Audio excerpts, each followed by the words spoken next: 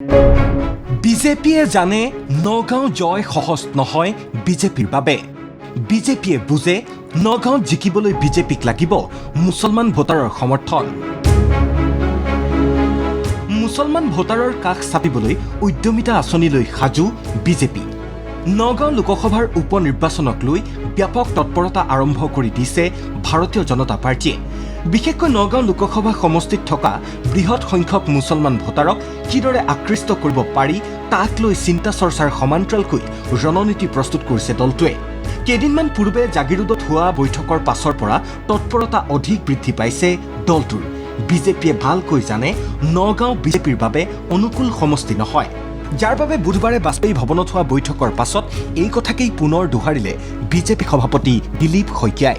এই উপ নিৰ্বাচনটো কঠিন নিৰ্বাচন, কিন্তু আমি এই নিৰ্বাচনত প্ৰতিদ্বন্দ্বিতা কৰিম আৰু ৰাইজৰ প্ৰতি আহ্বান থাকিব যাতে ৰাইজে উন্নয়নৰ পক্ষত অৱস্থান কৰে আৰু যেনেধৰণে বিগত বিধানসভা নিৰ্বাচনত ৰাইজে আমাক সমৰ্থন কৰিছিল, একে সমৰ্থন বা তাতকৈ ভাল সমৰ্থন অহা নিৰ্বাচনসমূহত নিশ্চিতভাৱে ৰাইজৰ পৰা আমি আশীৰ্বাদ আকাৰে আশা কৰিম। জনগাঁথনিৰ দিশেৰে চালে দেখা যায় নগাঁৱৰ প্ৰায় 18,50,000 ভোটাৰৰ 58% ভোটাৰেই মুছলমান ভোটাৰ। সংখ্যাৰ দিশেৰে যদি চোৱা যায় সমষ্টিটোত মুছলমান ভোটাৰ প্ৰায় 10.5 লাখ থকাৰ বিপৰীতে হিন্দু ভোট আছে 8 লাখৰ ওচৰত। কিন্তু এই পৰিসংখ্যা স্বত্তেও আত্মবিশ্বাসহীন হৈ যুঁজৰ পৰা পিছ হুহকি অহা নাই বিজেপি। বিজেপিয়ে যুঁজ দিব, শক্তিশালী যুঁজ, কাৰণ বিজেপিয়ে জানে এয়া উপ নিৰ্বাচন। উপ নিৰ্বাচনত চামগুৰিৰ দৰে কঠিন সমষ্টিটো জয়ী হৈছিল বিজেপি। লগতে বিজেপিয়ে এই নিৰ্বাচনত মুছলমান ভোটাৰৰ মানসিকতাক অধ্যয়ন কৰিছে। বিজেপিৰ বিশ্বাস উপ নিৰ্বাচনত চৰকাৰ সলনি নহয় বুলি জানে মুছলমান ভোটাৰে। মুছলমান ভোটাৰে পৰৱৰ্তী লোকসভা নিৰ্বাচনলৈকে শাসনত থকা দলৰ লগত থাকিবলৈ বিচাৰিব। বিজেপিৰ বিশ্বাস হিতাধিকাৰী আঁচনিসমূহেও কংগ্ৰেছ শিবিৰৰ ভোট আনিব বিজেপিলৈ।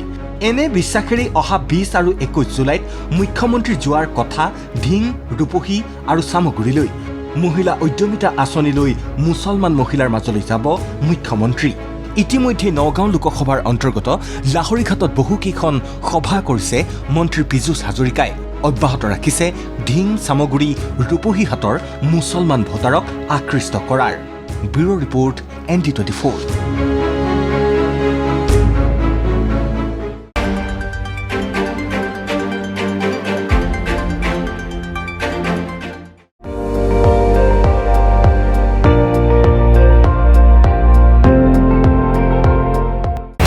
আপুনি চাই আছে ND24, সৰ্বশ্ৰেষ্ঠ নহয় সৰ্বোত্তমৰ দৌৰ।